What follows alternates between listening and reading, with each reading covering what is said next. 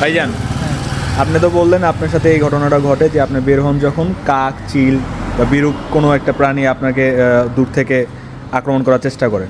আপনি বললেন আমি আপনার সাথে আসলাম, আমিও দেখলাম, কিন্তু আমার কাছে এগুলো একটু স্বাভাবিকই মনে হয়েছে, একটু অস্বাভাবিক মনে হয়েছে যে বেশি কাক দেখলাম বা বেশি চিল দেখলাম এরকম। তো এখন তো কিছু করলো না, আপনি যখন আমরা কেউ না থাকে, আপনি একা থাকেন, তখন আপনার সাথে কীরকম হয়? এখন তো লোকজন ছিল এই জন্য কিছু করে না, যখন লোকজন থাকে না একা পায় তখন এগুলা কাছাকাছি মধ্যে আসে যায় আরো, হ্যাঁ হ্যাঁ, তখন সারা শরীর চুলকায়, আপনার শরীর চুলকানো শুরু করে দেয়?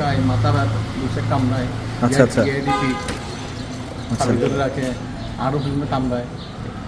আপনার কি কোনো চোখ দুঃস্বপ্ন জ্বলে। আসে? হ্যাঁ। রাতে রাতে কোনো দুঃস্বপ্ন আসে? হ্যাঁ, রাতে অনেক খারাপ স্বপ্ন দেখি।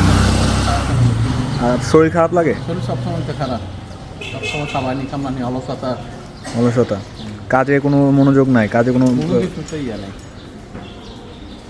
আর হচ্ছে রাতে যেমন হ্যাঁ, গায়েবী কিছু দেখেন কি আপনি? এই দেখেন এখন এখন এটা দেখেন, এই পাখিটা আমরা এটা দেশ পাখি বলি, এটা কি পাখি? কোথায়? এই গাছের ডাল বসে উঠছেন এক ছোটই। হ্যাঁ হ্যাঁ হ্যাঁ হ্যাঁ, আচ্ছা, এই পাখি।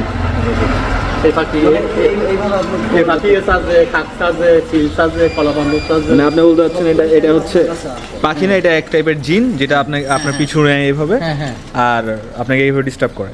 কাছে আসলে আপনার শরীর এটা বুঝতে পারে। অশান্তি সৃষ্টি হয়। অশান্তি সৃষ্টি হয়। আমি যদি নামও দেখি তখন এরা যে একটা ডাক সারে, ডাক্তার আমি বুঝতে পারি আঙুরি কাকটা আওয়াজটা কিন্তু অন্যরকম। হ্যাঁ হ্যাঁ হ্যাঁ, মানে বিকট একটা আওয়াজ হয়। হ্যাঁ, বিকেল একটা গাঁও গাঁও ঘুরে আওয়াজ হয়। আচ্ছা আচ্ছা, স্বাভাবিক একটা ব্যাপার।